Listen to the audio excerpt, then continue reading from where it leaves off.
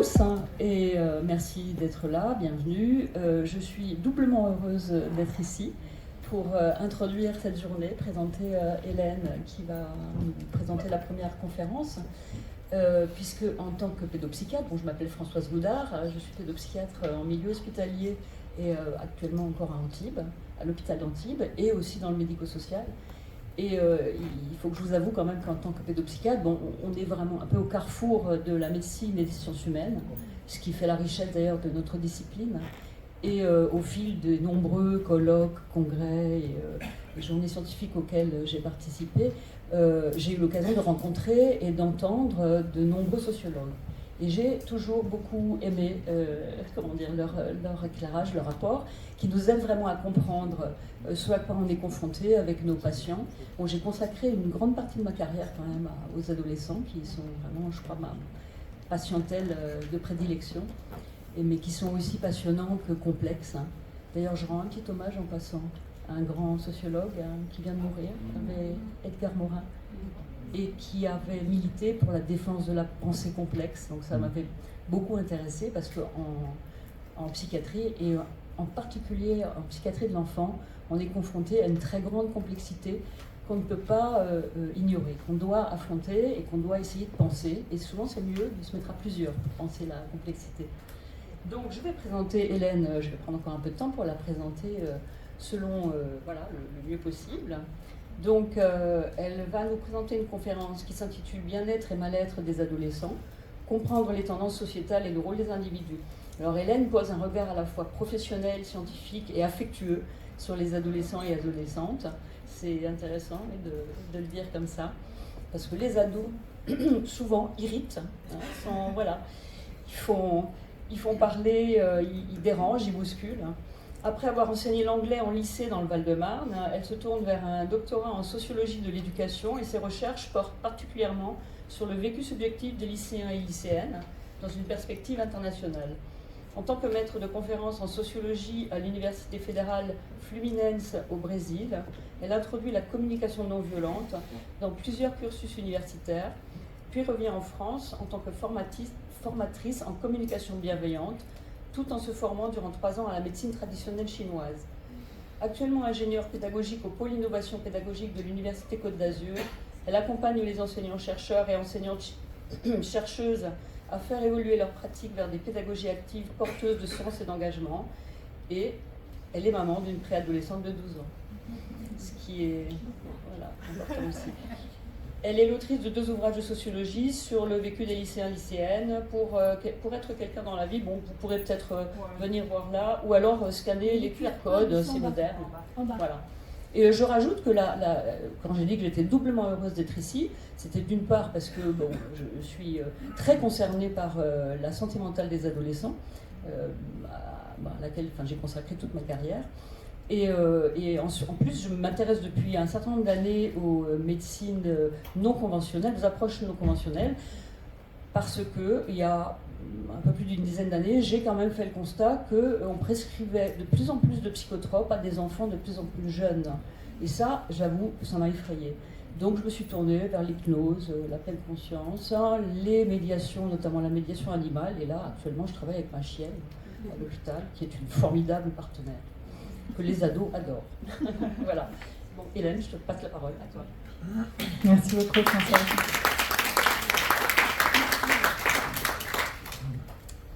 Eh bien, écoutez, je suis enchantée d'être là. Depuis ce matin, j'ai vraiment chaud au cœur dans la perspective de cette rencontre et dans la perspective que nous soyons toutes et toutes ici motivés par, j'imagine, moi en tout cas, moi c'est ma motivation profonde, motivés par l'amour qu'on porte à un ou plusieurs adolescents. Et pour moi, quand on entre dans une démarche de connaissance scientifique et d'action motivée par l'amour, ça peut que bien se passer. Donc, je vais vous présenter le bien-être et le mal-être des adolescents. Donc, ça commence avec un questionnement et d'abord une question. Donc, peut-être dans mon intervention, à certains moments, je vous demanderai un petit sondage à main levée. Je ne vous donnerai pas la parole tout de suite, ça sera après, mais pour avoir une idée de ce qui se passe aussi dans la salle. Donc, ma première question, ce serait à main levée. pensez-vous que les conditions de vie des adolescents en France se sont améliorées par rapport à il y a 30 ans? Alors c'est une question qui est très vague et très subjective, mais plus ou moins, s'il y en a sur certains points, vous pensez que les conditions de vie se sont améliorées, si vous voulez lever la main pour qu'on ait une idée. Plus ou moins. Conditions de vie. Ok. Donc, on a peut-être un quart de la salle. Autre question, pensez-vous que le bien-être des adolescents en France s'est dégradé depuis 30 ans? Si vous pensez que c'est le cas, alors là, on a beaucoup plus de monde, la quasi-totalité. Alors pour moi, il y a un paradoxe qui est troublant, parce que les conditions de vie, au niveau des statistiques qu'on a, elles semblent s'améliorer, en tout cas sur plusieurs indicateurs. Notamment l'interdiction des châtiments corporels, que ce soit dans les familles ou à l'école. Le temps parental est en hausse par rapport à il y a 30 ans. En moyenne, les parents passent une demi-heure de plus par jour avec leurs enfants et leurs ados. Le confort matériel, l'accès aux soins et à l'éducation sont accrus, les activités périscolaires sont en expansion. Et pourtant, le bien-être et la santé mentale, on va voir que c'est différent, semblent se dégrader. Donc comment on peut l'expliquer? Donc j'ai quelques hypothèses. Est-ce que c'est parce qu'on a de nouvelles données? C'est-à-dire qu'aujourd'hui, on mesure beaucoup plus l'état de bien-être et de santé mentale des adolescents qu'on le faisait il y a 30 ans, donc peut-être qu'on se rend compte d'un mal-être qui était déjà là. C'est une piste. Est-ce que c'est la culture psy? Est-ce que le fait qu'on parle beaucoup plus de bien-être, des émotions, ça fait qu'on commence à avoir plus de conscience émotionnelle et qu'on ressent des choses que peut-être avant on mettait sous le tapis? Une autre piste. Est-ce que c'est la force des facteurs négatifs? Peut-être que malgré tous ces axes d'amélioration des conditions de vie, en fait, il y a quelques facteurs comme les écrans, l'isolement, l'éco-anxiété, qui sont tellement négatifs qu'ils annulent les progrès qu'on peut faire sur d'autres plans. Est-ce qu'il y a aussi une dimension de prophétie autoréalisatrice? Donc, le fait que, par exemple, dans les médias, est-ce que plus on parle de mal-être adolescent, est-ce que plus on dit que les adolescents vont mal, plus ils vont mal? Parce qu'ils s'approprient ce discours-là. C'est quelques pistes. Donc, je vais vous présenter, dans une première partie, je vais vous présenter les données qu'on a, surtout des données statistiques, donc les grandes études quantitatives sur la santé mentale des adolescents. Et puis après, dans une deuxième partie, on va aller plus vers l'interprétation, le sens et des pistes d'action plus positives. Donc, que mesure-t-on et comment? On va commencer avec quelques définitions, parce que bien-être et santé mentale, c'est pas la même chose. Donc, le bien-être, c'est un état agréable, résultant de la satisfaction des besoins du corps et du calme de l'esprit, selon Larousse. Donc, état agréable, en fait, il faut voir que dans le bien-être, on a quelque chose d'extrêmement subjectif. C'est déclaratif, et le bien-être, il est évalué par la personne qui le ressent ou pas.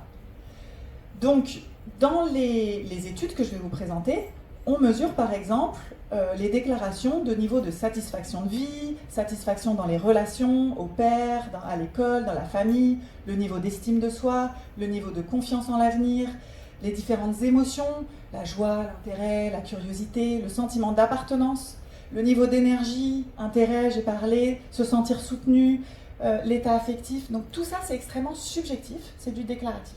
Okay? On voit que le bien-être, ça entre dans la définition générale de la santé, la définition de l'OMS, puisqu'elle utilise dans sa définition état complet de bien-être physique, mental et social.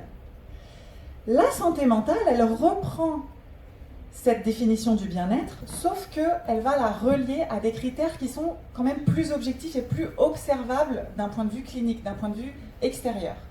Donc, alors, je suis admirative des psychiatres qui arrivent à mesurer ça de manière objective, mais ça permet à chacun de réaliser son potentiel, de faire face aux difficultés normales de la vie, donc la résilience, et de travailler avec succès et de manière productive et d'être en mesure d'apporter une contribution à la communauté.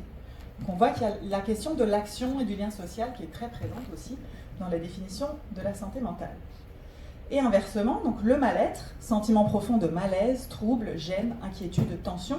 Donc dans les études que je vais vous présenter, je les ai mises en bas les principales, l'étude PISA de l'OCDE et 2 études de l'OMS et une étude française qui s'appelle En classe. Donc ça, c'est les grandes études statistiques qu'on a pour certaines depuis les années 80 et d'autres depuis les années 2000. Et donc dans ces études, on va mesurer tristesse, inquiétude, anxiété, peur, principalement peur de l'échec ou peur du jugement, irritabilité, solitude, harcèlement, troubles du sommeil et aussi des indicateurs plus physiques comme les maux de tête, estomac, dos, vertige qui peuvent être parfois des somatisations. Et donc là, on va mesurer sur des échelles de fréquence et d'intensité pour tous ces indicateurs-là. Donc il y a beaucoup d'indicateurs qui sont utilisés dans ces études. Et de la même manière que bien-être et santé mentale, ce n'est pas exactement la même chose, même s'il y a un continuum, mal-être et trouble mental, ce n'est pas la même chose non plus. Donc le trouble mental, c'est une altération majeure sur le plan clinique de l'état cognitif, de la régulation des émotions ou du comportement, selon l'OMS. Et par rapport aux indicateurs de mal-être que j'ai cités avant, on peut passer du mal-être au trouble quand on atteint un certain niveau de durée ou fréquence dans le mal-être, ou d'intensité, ou dans l'impact social que ça a dans la vie de l'adolescent. Ok ? Jusqu'ici, tout va bien, on est ensemble. Alors, petite perspective historique. Donc là, j'ai pris les données uniquement pour la France. Une évolution du mal-être et du bien-être des adolescents de 15 ans en France depuis 1990 jusqu'en 2026, donc par diverses sources. Donc ce qui est intéressant pour moi ici, c'est qu'on voit toute une période depuis les années 90 qui est relativement stable. Et puis vous voyez 2010, déjà vous voyez l'anxiété scolaire qui fait un saut, et la plupart des indicateurs, en fait, idées suicidaires et dépression qui empirent. Satisfaction de vie est plus difficile à voir parce que ce n'est pas une échelle en pourcent de 0 à 100, c'est une échelle de 0 à 10. Donc on leur demande de mettre une note de 0 à 10 sur leur niveau de satisfaction de vie. Mais on a quand même une légère diminution, je ne sais pas si vous arrivez à la voir, à partir de 2010. Donc à votre avis, qu'est-ce qui se passe en 2010 ? Les réseaux sociaux, les smartphones. Donc là, on a l'arrivée des smartphones. Avant ça, on a des petits téléphones, des petits Nokia à clapet, où on peut juste appeler, envoyer des SMS. Et puis là, 2010, on commence à avoir des smartphones. Après, on a 2020, donc on voit un autre pic, notamment au niveau de la dépression. Donc là, on a les confinements. Et puis ensuite, donc anxiété scolaire qui se stabilise, et dépression quand même qui redescend avec une certaine stabilisation. Et au niveau de la satisfaction de vie, les données plutôt encourageantes, c'est que ça remonte sur les dernières années. Maintenant, je vous propose une comparaison du mal-être et du bien-être des adolescents de 15 ans. Donc la France par rapport à la moyenne des pays de l'OCDE. Donc les pays de l'OCDE, c'est ce qu'on considère comme les pays économiquement développés, qui ont à peu près le même niveau économique que les pays européens, et la moyenne pour l'Europe. Donc, sur la satisfaction de vie de 0 à 10, en France, on est à 7,3 sur 10, et la moyenne des pays de l'OCDE, c'est 7,6. Anxiété scolaire, on a 60% d'anxiété scolaire, alors que la moyenne de l'OCDE, c'est 45% et 48% en Europe. Sur la dépression, on est à 18% de dépression diagnostiquée. Ça me paraît beaucoup, mais ça doit être l'indicateur du risque de dépression et pas la dépression diagnostiquée, ou alors un épisode. Et moyenne de l'OCDE, 16% et 17% en Europe. Idées suicidaires, 22% contre 17% en OCDE et 19% en Europe. Et sentiment d'appartenance à l'école, on n'a que 62%, alors que c'est 74% pour la moyenne de l'OCDE.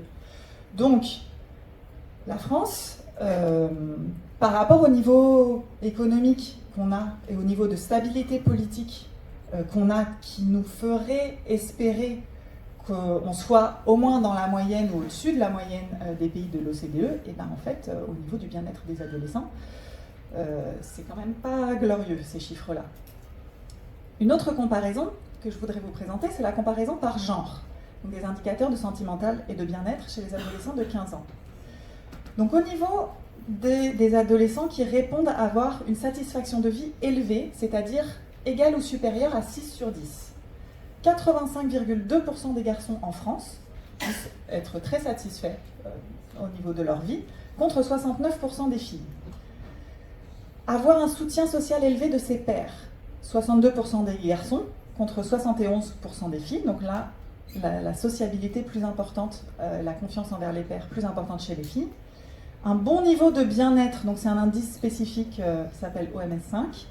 Là, pour moi, c'est le décalage le plus important qu'on a. 62% des garçons, au niveau de cet indicateur, ont un bon niveau de bien-être contre seulement 35% des adolescentes de 15 ans. C'est quand même pas beaucoup. Et au niveau des addictions ou usages problématiques de l'alcool et du cannabis, on a à peu près 7% des garçons et 5% des filles. Mais ce qu'on appelle le paradoxe du genre, c'est que alors que le niveau de bien-être, on n'aurait que 35% des filles qui ont un bon niveau de bien-être contre 62% des garçons, et ben on a 3 fois plus de garçons qui commettent des suicides que les filles. Donc c'est ce qu'on appelle le paradoxe du genre. Alors, il y a plusieurs explications à ça.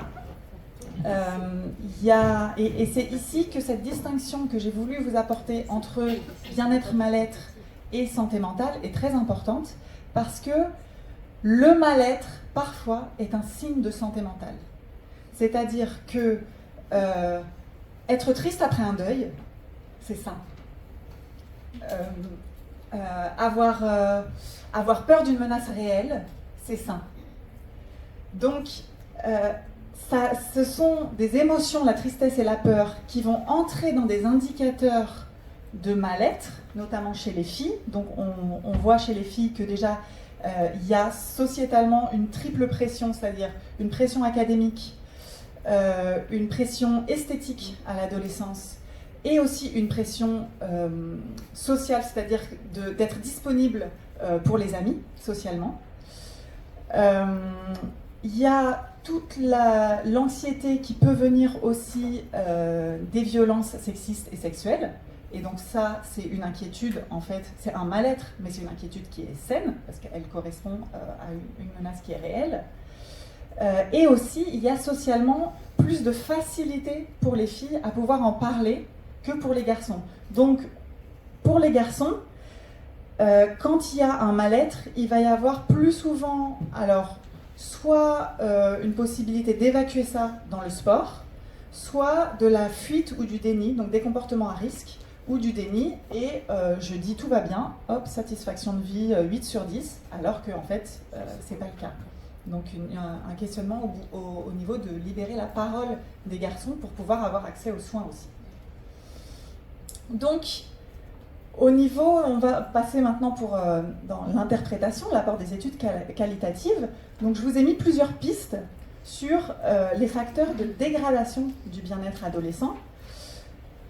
Les écrans et réseaux sociaux, l'isolement social, la pression scolaire et sociale, dont j'ai parlé aussi, l'éco-anxiété et l'incertitude par rapport au futur, et l'accès insuffisant aux soins psychologiques, puisque en France, suivant les régions, les adolescents peuvent attendre entre 3 mois et 1 an pour pouvoir être pris en charge par un psychiatre quand ils lancent les premiers signaux d'alerte.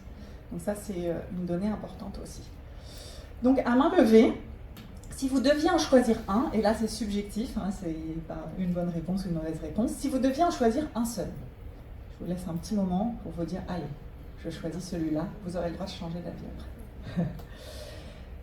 Qui, dans la salle, à main levée, choisit écran et réseaux sociaux comme facteur principal? Ok. Qui choisit isolement social? D'accord. Pression scolaire et sociale. Éco-anxiété et incertitude. Et accès insuffisant aux soins psychologiques. On a moins de gens. Ok. Donc, vous avez été une majorité à lever la main au niveau de écran et réseaux sociaux. Donc, en effet, là, on n'est pas dans un protocole scientifique parce que comme je vous ai montré un graphique avant avec le pic au niveau du smartphone, j'ai un peu biaisé les résultats. Mais c'est quelque chose qui est déjà présent. Alors, là, je voudrais apporter un petit peu de nuance. C'est que écran et réseaux sociaux, on les met souvent, comme j'ai fait, dans le même panier. Mais en fait, il y a des distinctions. C'est-à-dire qu'il y a des distinctions au niveau du temps. Il y a une certaine durée à partir de laquelle il y a une dégradation du bien-être et en dessous de cette durée, il n'y en a pas, donc c'est pas zéro écran. Mais il y a aussi le type d'activité. Donc par exemple, avec les réseaux sociaux, c'est vraiment l'activité sur écran où dès une demi-heure, on a une dégradation du bien-être. C'est l'activité la pire parce qu'elle va cumuler isolement, comparaison, pression sociale et des questions aussi neurologiques au niveau du scrolling. Donc c'est le combo perdant, c'est les réseaux sociaux. Mais il y a d'autres activités sur écran qui ont des effets plus neutres. Par exemple, les jeux vidéo. Les jeux vidéo, ça peut être un effet neutre jusqu'à 1 heure, 2 heures, et ça peut même avoir parfois un effet positif. Et les activités pédagogiques avec un adulte et un écran ont un effet positif sur plusieurs heures. Donc en fait, ce qui va faire la différence, c'est est-ce que j'ai une autre personne à côté de moi avec laquelle je peux échanger sur ce que je fais sur l'écran. C'est le fait de défocaliser. Si je suis sur un réseau social et que je suis complètement immergée, je perds contact avec la réalité qui m'entoure et que je suis absorbée dans un monde virtuel, il y a un effet très très rapide de dégradation du bien-être. Alors que si j'utilise un écran comme ressource, comme stimulation, et hop, je me retourne vers un adulte, j'en parle, j'échange, et hop, on y retourne, il y a des effets positifs sur le bien-être à ce genre de pratique. Donc pour apporter de la nuance sur les écrans. Mon autre question, sondage, sur les pistes d'action des acteurs et des actrices du bien-être adolescent. Donc vous, si vous deviez en choisir une, quelle serait votre priorité d'action pour favoriser le bien-être des adolescents? Donc là, pareil, toutes ces pistes-là, elles ont été validées, mais alors par plein d'études, elles sont toutes valables. L'activité physique, dont on a parlé aussi, est en plein air. Chaque fois, je vous cite que 2 études, mais on pourrait en mettre 500. L'appartenance et la qualité des liens sociaux. Comme Françoise vous l'a dit, moi, j'ai dédié plusieurs années de ma vie à la communication non violente et communication bienveillante. Et ça, c'est vraiment, que ce soit pour les adolescents, pour les adultes, un facteur, la qualité des liens relationnels qui impacte énormément, non seulement la santé mentale, mais la santé générale, y compris la santé physique. L'autonomie et l'engagement. On a parlé d'éco-anxiété, le fait de pouvoir s'engager pour une cause qui est importante pour nous, le fait d'avoir plus d'autonomie aussi, on les met souvent ensemble, l'autonomie scolaire, le fait de pouvoir choisir ce qui a du sens pour nous, ce dans quoi on a envie de mettre notre énergie. L'art et les thérapies créatives et l'alimentation saine, qui fait aussi partie des thérapies non médicamenteuses, et l'impact de l'alimentation impacte là sur toute la dimension chimique du bien-être et du mal-être. Donc, si vous deviez en choisir une, qui choisirait ici l'activité physique et en plein air comme priorité? Ok, je crois qu'on a une majorité de la salle.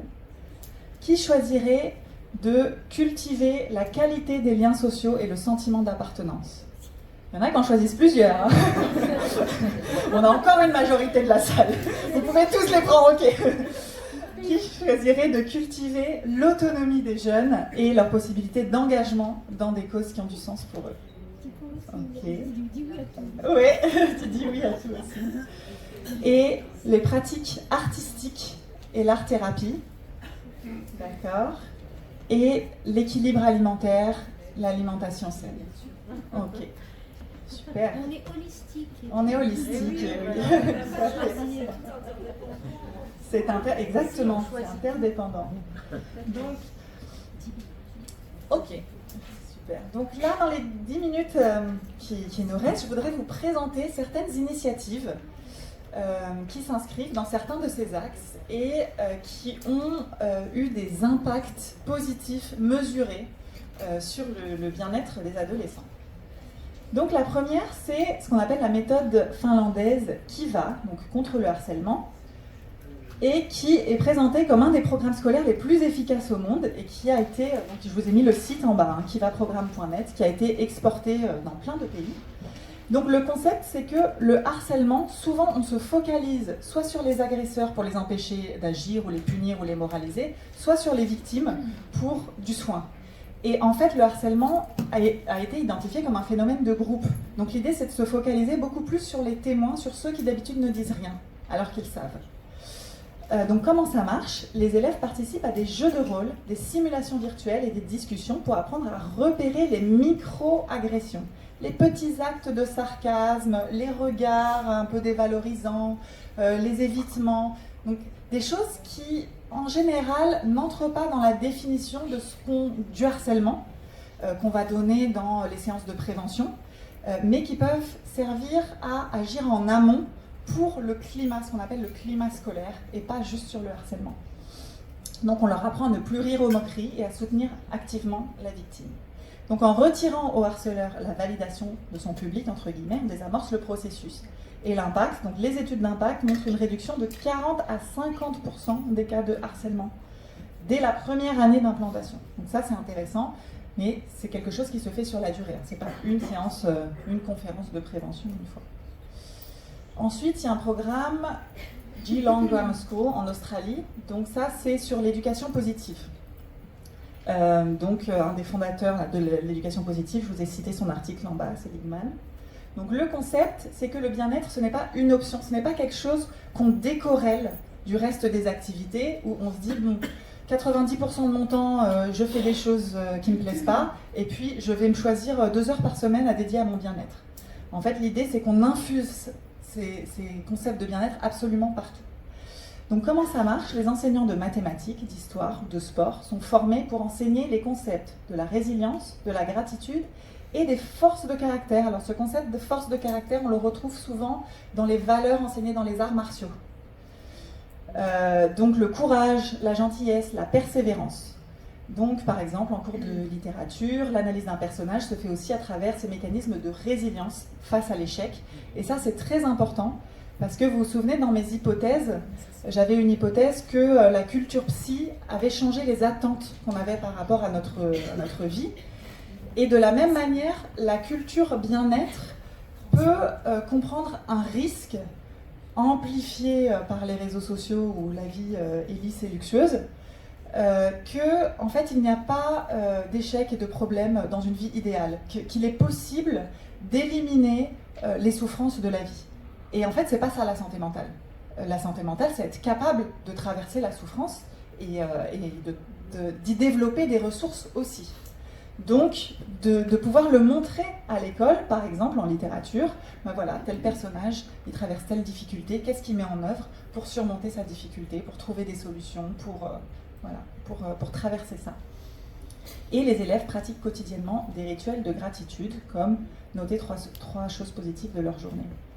Donc l'impact, ça a été une baisse massive des scores d'anxiété, une amélioration mesurable des relations prof-élèves. Et ça, c'est important, notamment dans pourquoi est-ce que la France semble être la mauvaise élève de l'OCDE et de l'Europe au niveau du bien-être des élèves. On est un des pays où la relation prof-élève est la plus distante, en fait la plus bureaucratique, quoi. C'est uniquement une relation professionnelle, alors que dans d'autres pays, c'est aussi une relation affective. Et ça, c'est très important quand on est en développement et quand on passe peut-être 80% de son temps avec des adultes qui sont des professeurs, que dans ce 80% du temps, il y ait de l'affect. Et par ricochet, une hausse des performances académiques. Si on a besoin d'un argument qui puisse convaincre les décideurs, ça sert aussi pour les résultats scolaires. Ensuite, on a les 30 minutes d'empathie au Danemark. Donc, depuis 1993, la loi danoise impose 1 heure par semaine d'empathie pour les élèves de 6 à 16 ans. Alors moi, au début, quand j'ai lu « empathie obligatoire », ça m'a fait bizarre. Parce que pour moi, c'est un peu un oxymore. Mais le concept, c'est que l'empathie, c'est un muscle qui se muscle. Et ça, par contre, je suis complètement d'accord. Ça se développe dans la pratique. Et ça fait du bien à la fois aux personnes qui le reçoivent qu'aux personnes qui l'émettent.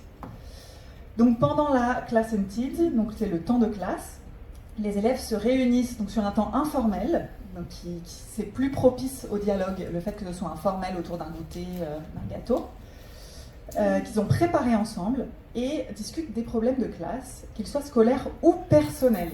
Et là encore, c'est quelque chose qui est difficile dans la culture institutionnelle française, que la vie privée des enfants et adolescents a aussi sa place à l'école. On a beaucoup de mal avec ça, on essaye souvent culturellement, institutionnellement, de faire une rupture entre la vie privée et la vie scolaire.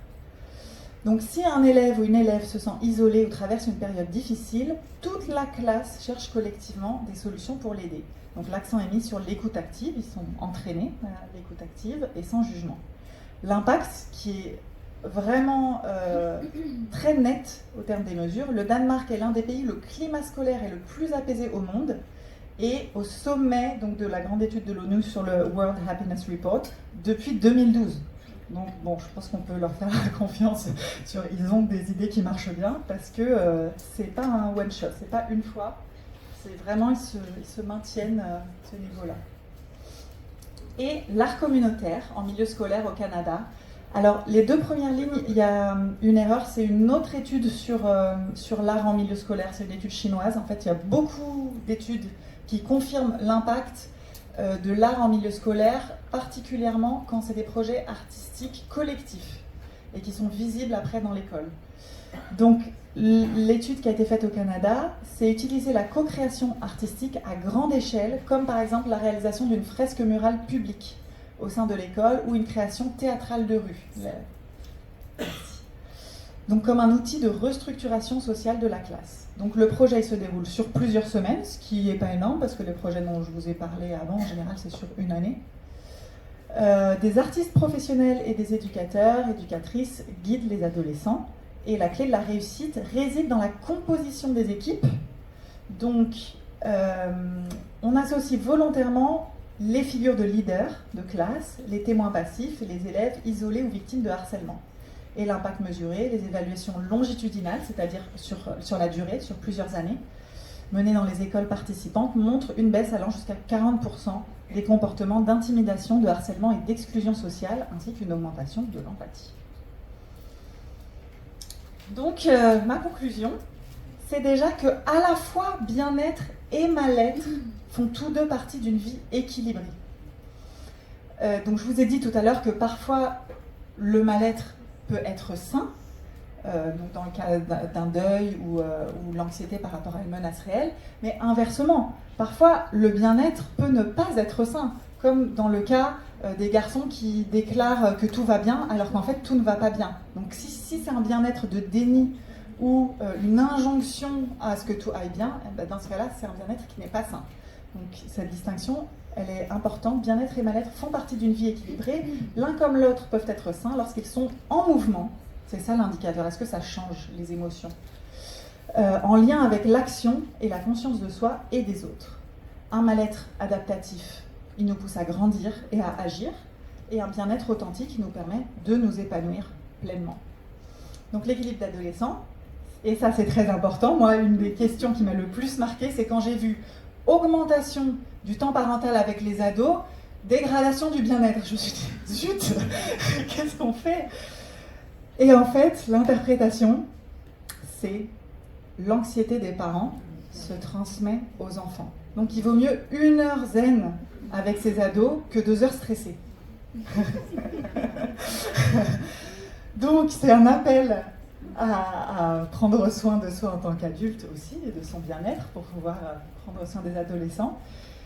Et donc je vous remercie pour votre présence parce que ça me montre que vous êtes mobilisés et que vous vous informez, vous vous sentez concernés, vous informez et que j'espère donc que vous agissez avec un maximum de confiance et un minimum d'anxiété avec vos ados pour leur transmettre cet enthousiasme et cette confiance. Merci.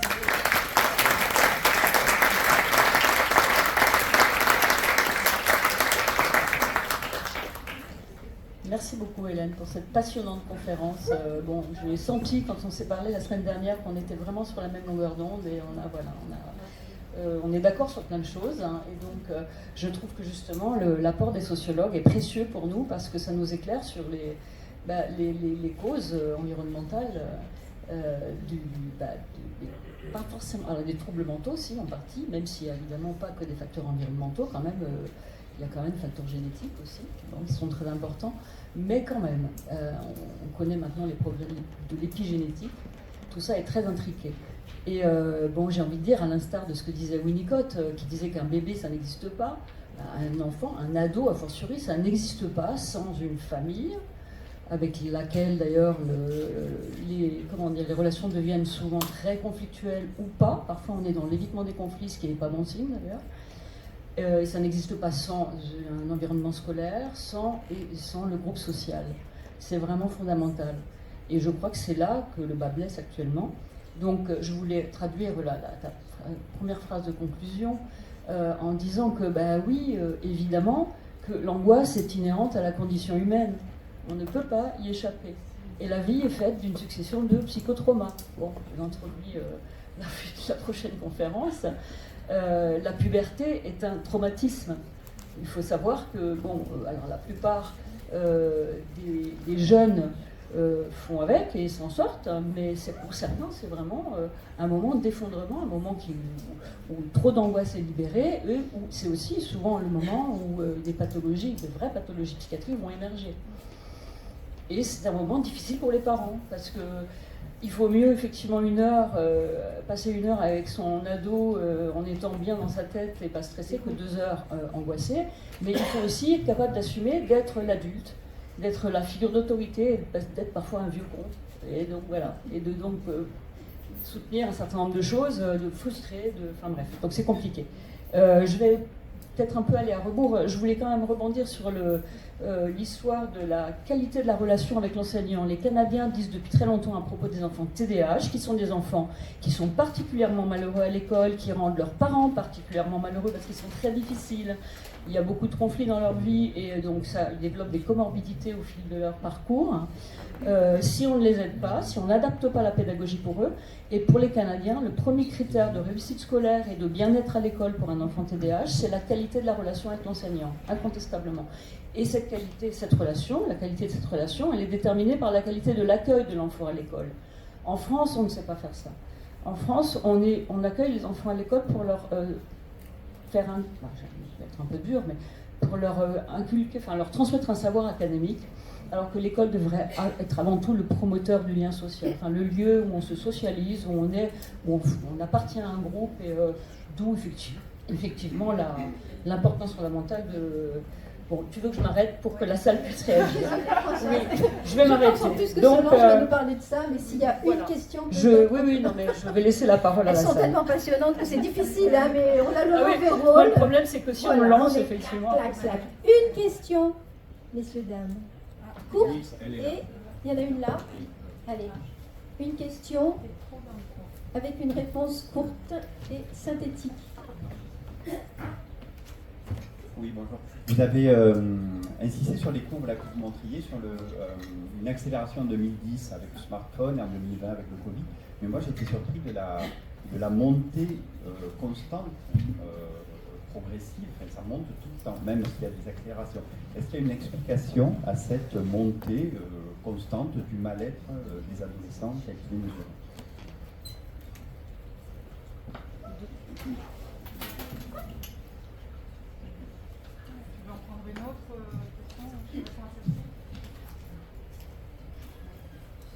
Alors, merci. Donc, il y a des pistes. Il y a très souvent dans ces multifacteurs. Il n'y a pas une seule piste. Une des pistes, c'est la libération de la parole, qu'on puisse en parler.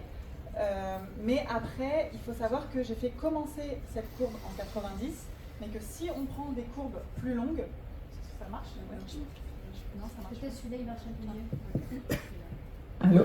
Oui, si on prend des courbes plus longues, en fait, il n'y a pas une dégradation constante au niveau du mal-être. Je pense par rapport au taux de suicide, par exemple. C'est un des indicateurs sur lesquels on a les données les plus longues, puisque quand Émile Durkheim, un des fondateurs de la sociologie, écrit le suicide, c'est 1897, il a déjà des données nationales par genre, par âge, etc. À l'époque, le suicide des enfants et adolescents n'existait quasiment pas, et c'était complètement corrélé à l'âge. Donc en augmentant en âge, les taux de suicide augmentaient. Mais sur les taux de suicide, la grosse augmentation qu'on a vue, c'était les années 80-90. Il y a eu un pic, et donc par rapport aux années 80-90, on avait, début des années 90, on a baissé. Donc là, à l'époque, ce qu'on a identifié, c'était une transformation sociétale, donc c'était l'explosion des divorces, qui souvent étaient inédits dans les familles, en parallèle avec le début de l'usage des psychotropes par rapport à ces troubles qui n'étaient pas complètement régulés. Donc on se retrouvait avec des ados qui traversaient des choses bouleversantes pour lesquelles ils n'étaient pas équipés, et avec un accès à des psychotropes qui pouvaient avoir des doses létales. Donc la bonne nouvelle, c'est qu'il y a eu des actions qui ont été faites, des lignes de prévention suicide, régulation de la vente des médicaments, etc. Et donc ça a baissé, ces taux-là, ils ont baissé après. Mais sur le reste, sur la courbe qui continue, pareil, depuis la fin du confinement, en fait, le bien-être semble recommencer à s'améliorer. Il y a des pays où c'est beaucoup plus net que la France, notamment les pays nordiques, apparemment, ont appris beaucoup plus de leçons de ce qui avait augmenté le mal-être, parce qu'ils ont vu aussi une augmentation du mal-être pendant les confinements, donc en termes d'isolement, en termes de temps sur les écrans, etc. Mais eux, il y a eu des actions concrètes de réparation du lien qui ont été mises en place quand il y a eu le retour de ces cohortes en scolarisation. En fait, ils avaient conscience que aux âges où ils avaient été désocialisés, ça pouvait être difficile de se resocialiser.